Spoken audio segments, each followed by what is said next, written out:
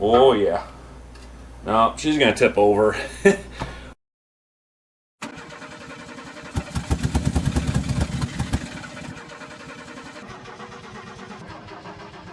Hello everyone, welcome. You're looking at the transmissions stand, rebuild stand. Some assembly may be required.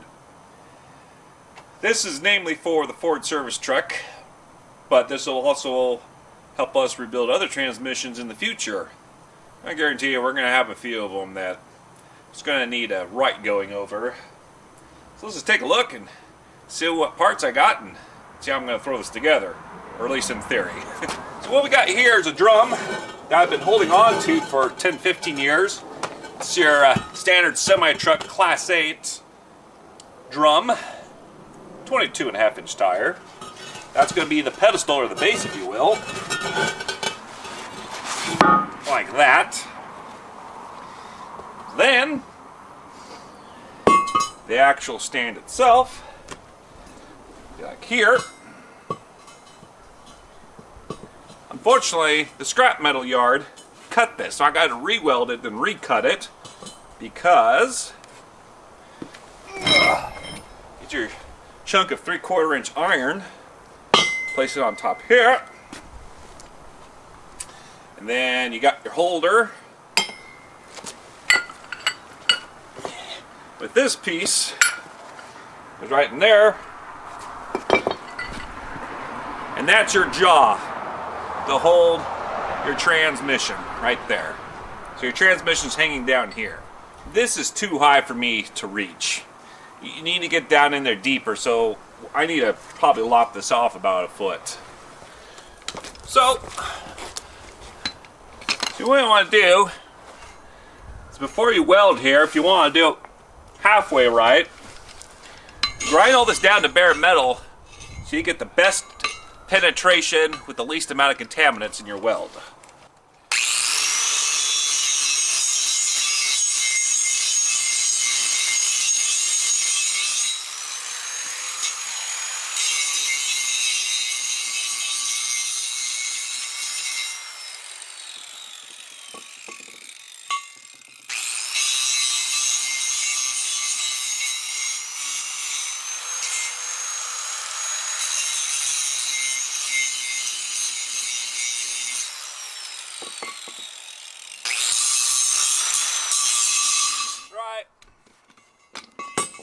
Before we join these two, remember, ground out one out here for your ground strap, so you know you got a good ground.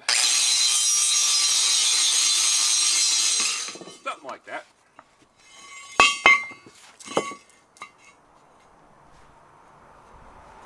Alright, let's go ahead and tack this up. This probably won't be pretty, but I know just enough to make myself dangerous. Let's see how this turns out.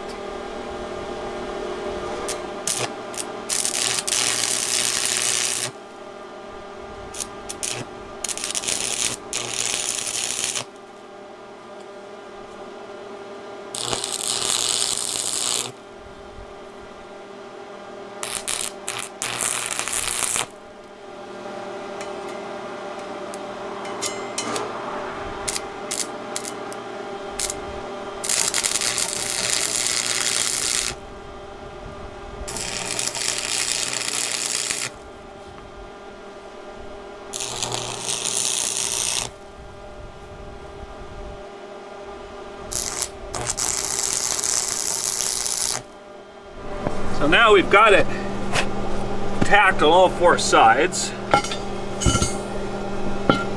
It's straight-wise about as straight as I'm going to get for my monkey business on this channel. I think it'll just be alright. Let's go ahead and lay some beads down now.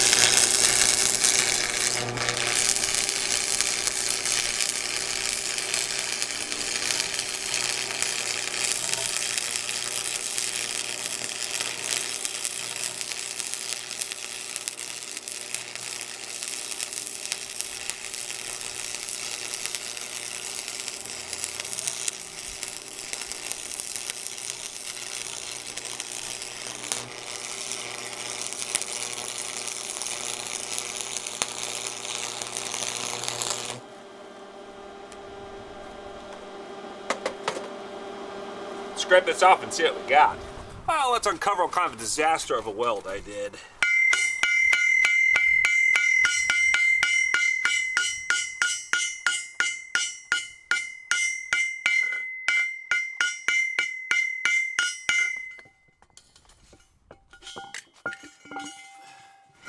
I think this is where I started. Where are you guys at? There you are. So I think right here. So I think right here is where I started. That's incredibly cold. It's not flowing at all.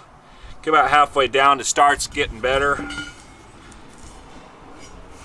And this, of course, is like a snake row. It's just nasty. It goes all over the place. That bead right there is.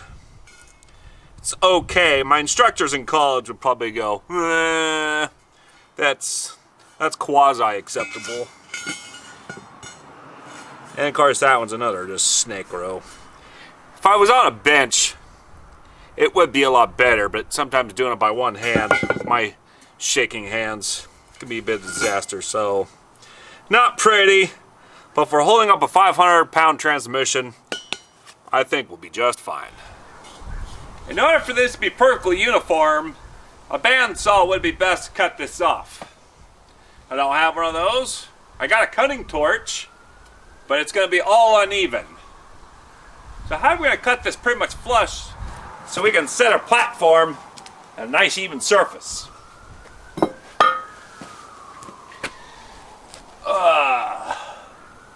I got a power tool for that.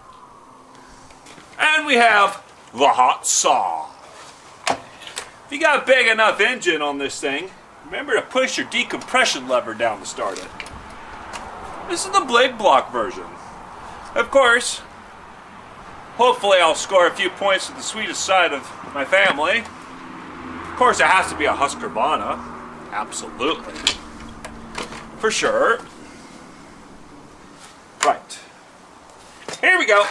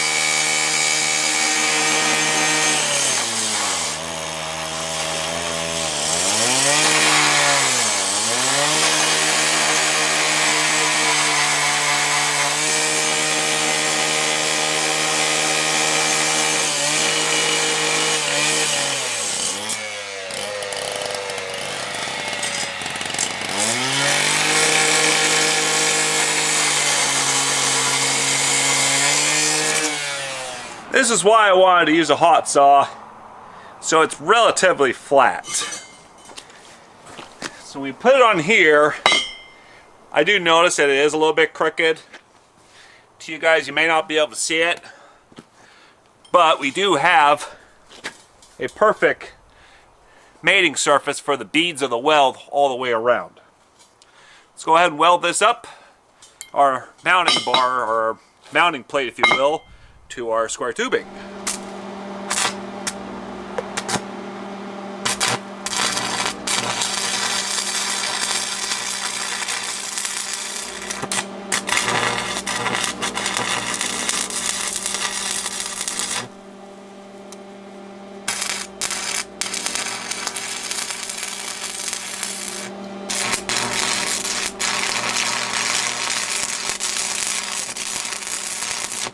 Alright, we're tacked up.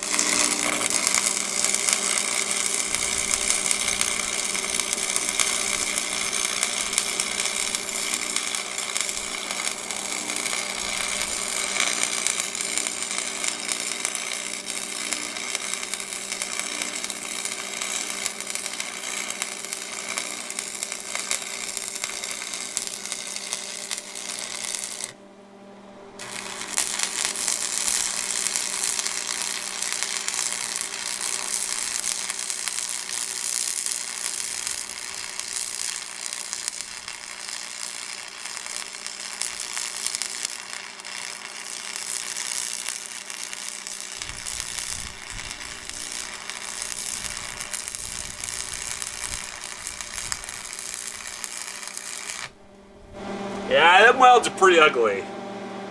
I don't think I'm going to show you guys. We're just going to continue the assembly process.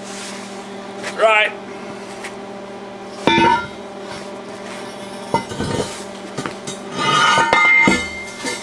Okay. So now what we need to do is mount our receiver for our holder.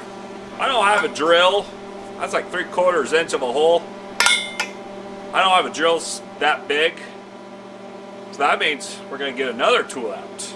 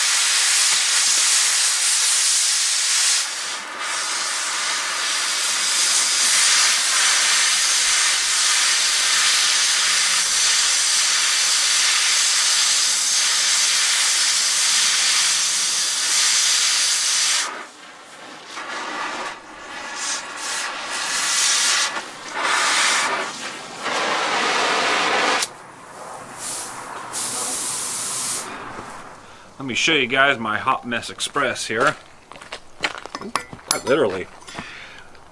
My torch is way too small, so it took a bit of coaxing, but it did decide to punch holes. If we line this up carefully, we can definitely put a bolt in there, a bolt in there, and if we tweak this enough, bolt in there. There you go. So now we've got 3 holes with some gentle coaxing. There we go. Everything, all 3 holes lined up now. Excellent. I don't think I've got bolts that size, so I need to go to the parts store and pick myself up some bulky hardware, and we'll continue reassembly process. Grab your wheelbarrow of freshly made concrete.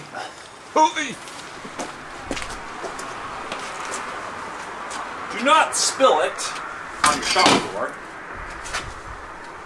Grab a scooping device.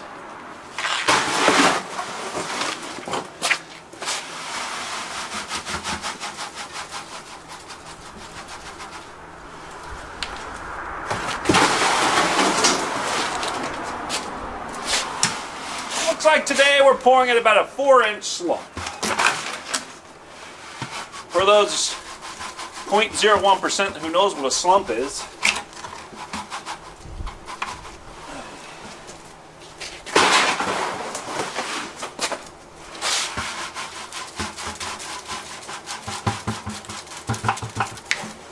okay. We need a pokey thingy.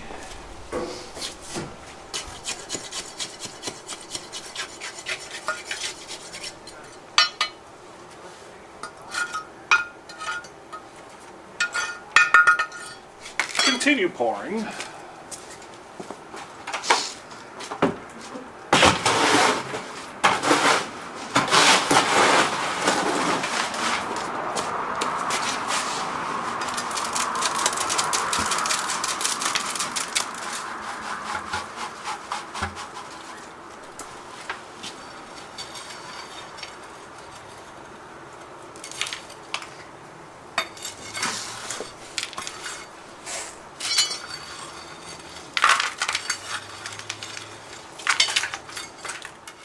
Well, that's what it looks like after a couple of days. It's been sitting for 2 days. I think it's solid enough, we can attempt to bolt a transmission up to it. And hopefully it won't tip over.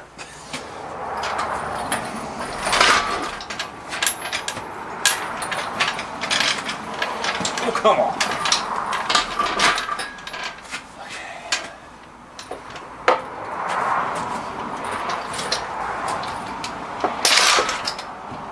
Really?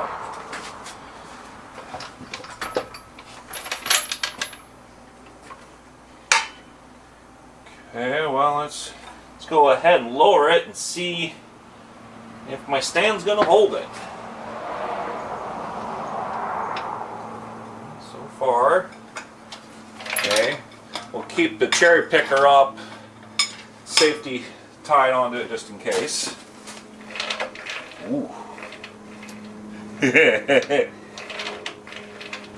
There's it's almost an even balance. Due to the tippy nature of my transmission stand, I'm gonna go ahead and I'm gonna weld some support brackets here and another support leg, if you will, over there. So that'll stabilize it. I should maybe have put this in the middle, but I want to put it to the edge in case working with other transmissions. I didn't want the tail coming too close to here and having to worry about that. Obviously, I didn't have to worry about that, but it's in concrete now, so we adapt and overcome. Also, I need to take the cutting torch and buzz this chunk off here and here. I can't lock my jaw in a 90-degree rotation because this has to pretty much be flush with this, and I can't because the jaw bumps into here. Another brilliant planning on my part. Okay, modification version number 2 complete. I put a leg here and here. It's a little bit warm to the touch, but you can't really tip it now. Let's see how it bolts up now. There we go. Hey, look at that, it works. Weird. Oh yeah, that's a lot more stable. Oh yeah. Still a little bit on the shaky side, but it'll be just fine. There we go. I feel a lot safer with that. So 500-pound transmissions on your foot, don't go over so well. Let's try the 90-degree up simulator. It's working on the valve body. If it looks good, I think we'll call this an episode.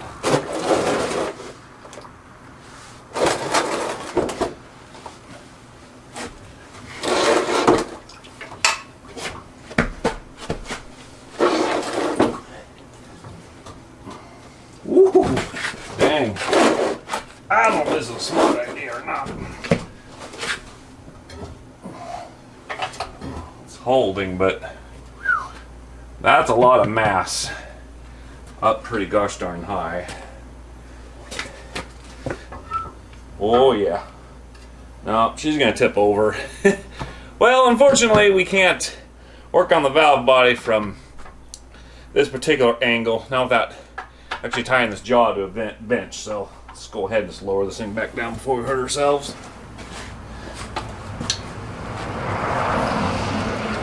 And this is the reason why I can't put my transmission jaw device on my workbench, is because I don't have enough room with the New Yorker Classic here in the way. Yes, I know my shop is an absolute disaster, so I have to clean all this up so I can tear apart transmission and make it all dirty again. Oh goody.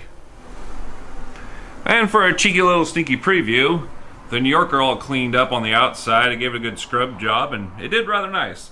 I will include the scrub down in part 2. You consider this part of the video the supplemental part of the video to show what's going on a little bit in the background. It definitely cleans up real nice. We got a fuel pump for it. We'll be dropping the fuel tank also in part 2, which I hopefully will be taping here this month or next month. So we'll look at the fuel sender unit too, because the fuel gauge doesn't work. I also have parts coming for the old Carter carburetor. I think this is an AVS carburetor. They only made these carburetors for about 5 years, so you cannot buy floats for them, nor needles, nor jets. Thank you for Tyler at the Tyler Mopar. He was the one who has a video on that. Thank you for that video. It was actually really informative. So I'm going to take a gamble and saying hopefully those rods and jet are just fine, and I can get the gaskets and everything else, all the bits and bobs, just give it a good deep scrubbing, as well as I got a new thermostat choke for it, the one that sticks down the manifold. Fortunately, they still make those. So we should, if we don't run into any terrible nastiness, get that carburetor rebuilt, get the fuel pump working, and get the fuel tank situation figured out. And that'll probably conclude part 2 of the Chrysler. Like I said, maybe in about a month or 2. And then, of course, you got Ed the Volvo. This is the Swede machine himself. I did have a pull it out of my uncle's storage unit. It was buried for, 10, 15 years. I put that video offline because I'm not ready to restore it. I found a lot of problems with it. However, your guys' comments who have already seen that video, your comments are saved, and I'll put it back out there when I'm actually ready to start restoring this thing in another part of a series. I don't want to have too many open series and you guys saying, we can get this done, we can get this done. So I did a little bit of housekeeping on the YouTube channel, but do not fear. Like I said, the video's still there. Your comments are all there. I decided to put it away for right now. The problems I ran into this thing, basically it's the paint. Even though it looks fairly pretty, it was a very bad job. One of the most notable parts is right here. See if we can get the camera to zoom in. Okay, you can probably start to see some of the gray primer. Hopefully this lens will be able to pick that up. It basically right here and right here it gets really spotty. You can see that it's barely got one layer of paint on there. It's absolutely horrendous and disgraceful. What's going to happen is, again, I do not have a paint booth. I am not an auto body specialist, although I wouldn't mind perhaps one day the channel grew big enough, maybe get one of those portable units and actually practice on something, not this thing. So I need to consult somebody on it, an actual, not an typical auto body shop, but a automotive restoration shops, specialty shops, and get their professional opinion. They may have to end up scrubbing this thing all down and reapplying it, I don't know, but at the very least I have to trailer it most likely to physically show them. The other major problem that I have with it is the rain gutter. Right here, the rust splitting the seam. And I'm not putting a car into commission with that. That needs to be fixed. I don't know if you can lead that thing back shut, or if they got to get in there, remove the rust, either sandblast it out, then crimp it shut and lead it. I don't know how one fixes a rain guard such as this. Again, with my clumsy ox hands, it is, with my skill set, it's best left to the professionals, at least for now.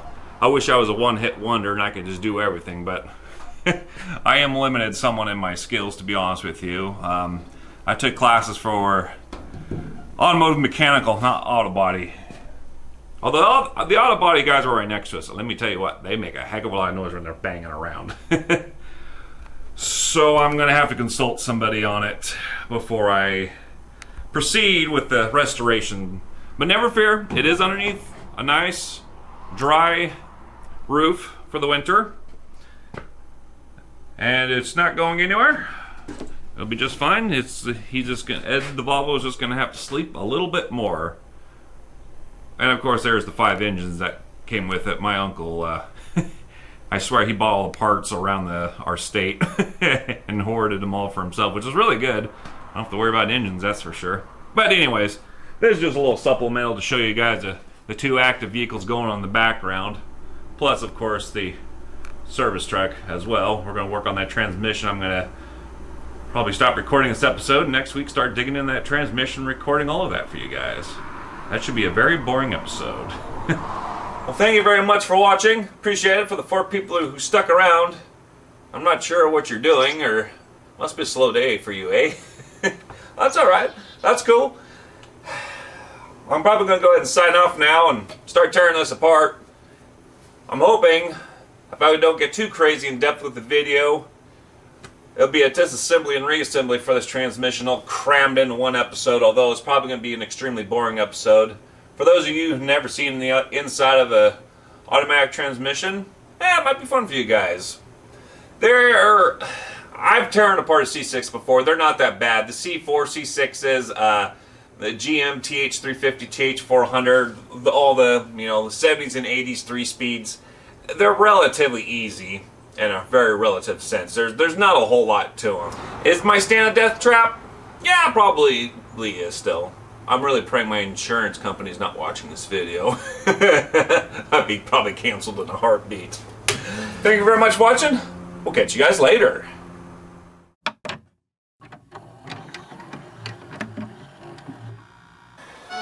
But we need to get that service truck going. So let's get this transmission rebuild stand. Where am I going with that? So what my idea is, I've had this drum for about 15 years. You guys can't even see that because I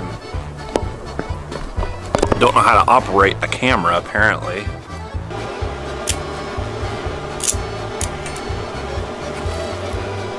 Ha! There we go.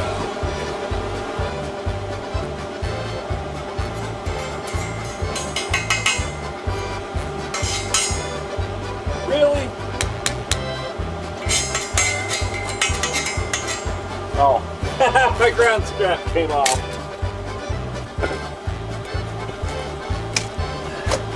Shut it down!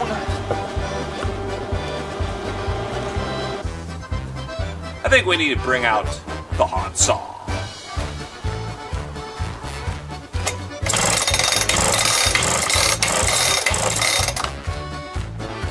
Gotta prime the silly thing.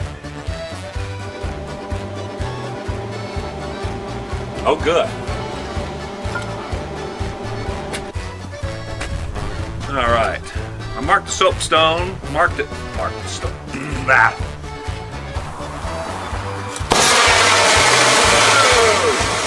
Hello.